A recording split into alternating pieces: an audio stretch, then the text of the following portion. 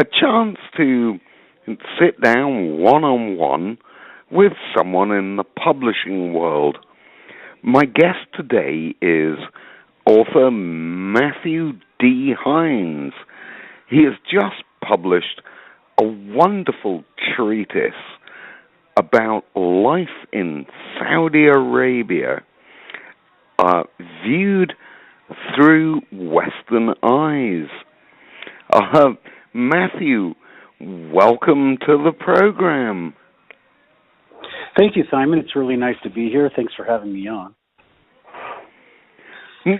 Before we get into killing time in Saudi Arabia, which incidentally I do think is a most excellent work, I'm sure our audience are interested in learning a little bit about you.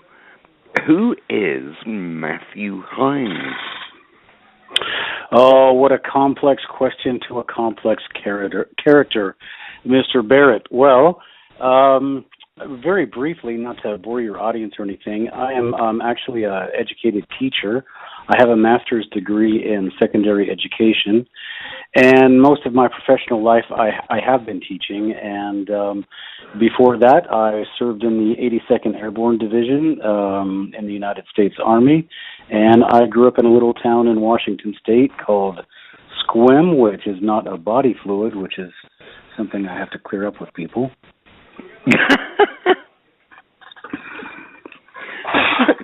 Okay, now, killing time in Saudi Arabia is dated as 2004. Was that your first adventure overseas, or were you teaching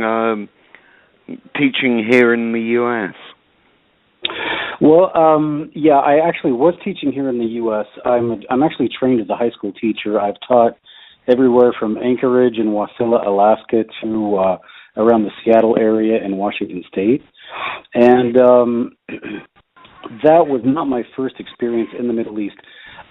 Killing Time in Saudi Arabia is actually the third book of a series of books that begin in Oman in 2001, and I went there right after September 11th. So the series of books basically documents a person living in Arabia, teaching in Arabia with the Arabs, not hiding behind an embassy wall or hiding behind a compound wall for the most part. But I'm actually living with people and living a day-to-day life, and it was actually a very pleasant experience, and that's why I wrote the first book.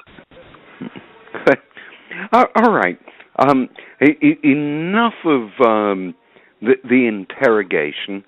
I will continue it later, though. Let's talk about killing time in Saudi Arabia. Normally at this point in an interview, I ask the author to outline the plot, but not give away any spoilers. I'm not sure if the spoiler warning is needed in this case, but I'll leave that up to you. Tell us a little bit about the book. Well, I don't have to really worry about giving too much away because, as you've seen yourself, there are so many little subplots that happen throughout the course of the book that it's I could talk about one thing, but there's actually 5 or 6 things going on at any given time.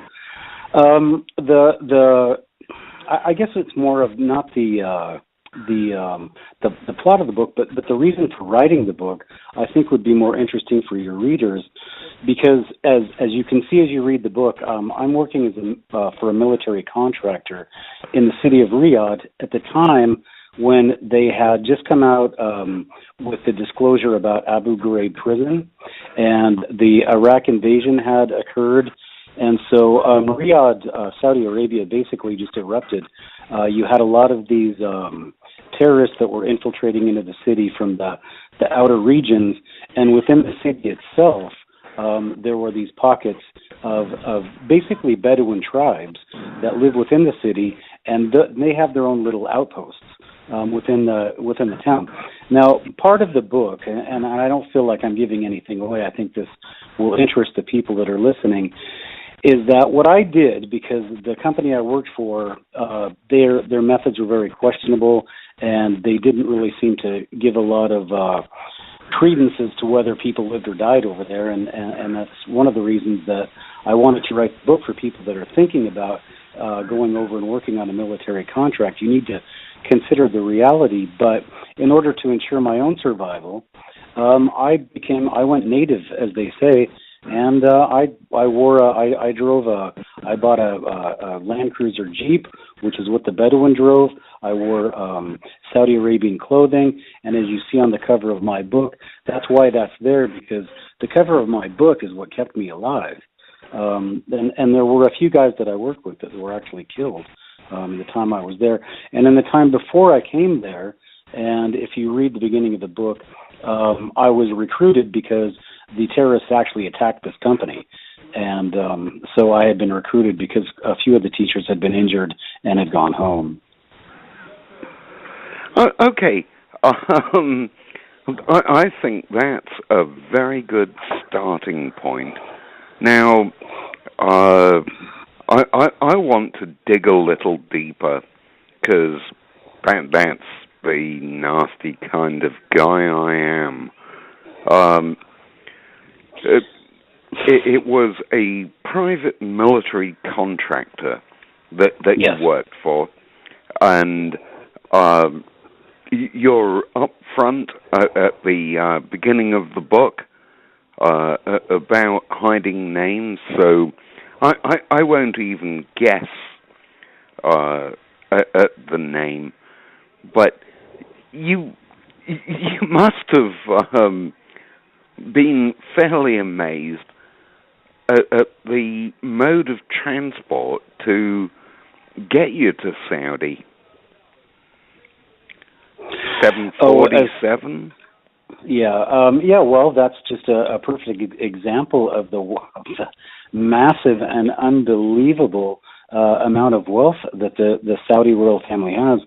I mean, if you can get four guys to ride over on an empty 747, and actually I think there may have been actually six passengers on the plane, but yeah, four guys to get over there, because we were four guys working for this military contractor, and the military contractor is responsible for the training of the Saudi National Guard, which supports the Saudi royal, well, not supports, but protects the Saudi royal family.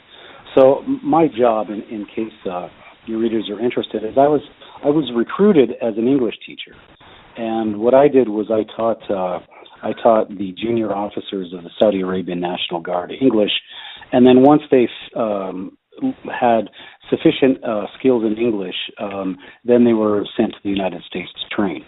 And I'll just say briefly that this is all part, and I do touch on it in the book, but it's all part of a very massive military contract.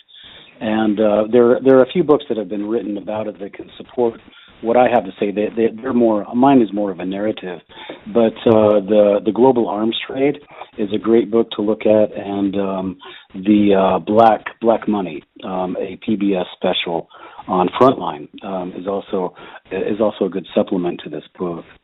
And then you can also see you can kind of figure out the names of these companies if you consult those sources. Well, we don't want to go there. Well, Simon, I just want to say the reason that I don't disclose, because besides the fact that these people have an unlimited amount of access to legal, things where they could come out and destroy my life if they wanted to, I also know guys still working at that company, and I don't want to risk their lives. I don't give any location information. I don't give any real names to anybody who's serving in or was serving I want to say clandestine capacity. And can I also make just one mention here? I am not now, and nor have I ever been associated with the Central Intelligence Agency or any other intelligence agency for that matter. And one thing that I when I start talking and doing these interviews, and I don't know if you had planned on asking me that, is that it's always, well, what were you really doing there, and why were you really doing there? And from the first time I showed up in a little town in Oman in the middle of the night because they hadn't sent anybody to pick me up, and I had to drive 200 miles through the desert to find the place where I was supposed to be, I was accused of being in the Central Intelligence Agency. And anybody who had read my book, Deceptions of the Ages, Mormons, Freemasons, and Extraterrestrials, would know my views on the Central Intelligence Agency and why I would not have served there with them or been an asset for them or anything else. And also let me say that I do have friends in the State Department, and I have attended quite a few State Department functions, but at no time have I ever had any association with anybody in any clandestine capacity. So I don't like people asking me that, because it takes away from the argument and what I was really doing there. So right. Now, I just want to clear up one thing. The Saudi Arabia National Guard, this is right. not like the National Guard here in the U.S. This is a very prime group. Would you like to explain exactly what they do? Well, not exactly, but their function. Well, sure. I talk about that in the book. I mean, I explain it pretty specifically. Their function is to protect the royal family. They have a number of branches of the military. They have a regular army that is under one of the princes, the National Guard.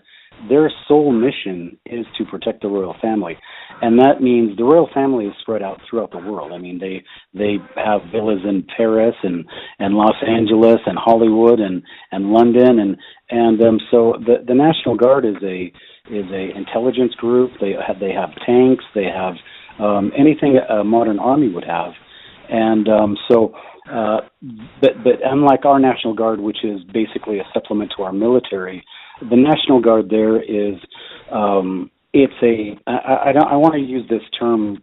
I don't have another term for it, but it is like a welfare system. It keeps the Bedouin tribes. And for people who don't know about Saudi Arabia, don't take anything that I say unless you've actually looked into the history of the country. But the country is made up of Bedouin tribes, and to keep the loyalty of those tribes, a certain number of slots are given to those tribes for people to serve in the National Guard. They get officer slots, they get slots for regular soldiers, so that there's always a little bit of the dole coming out from the oil money to the tribes, and that keeps them loyal to the king. Okay. Why did you wait 10 years to publish? Life happens.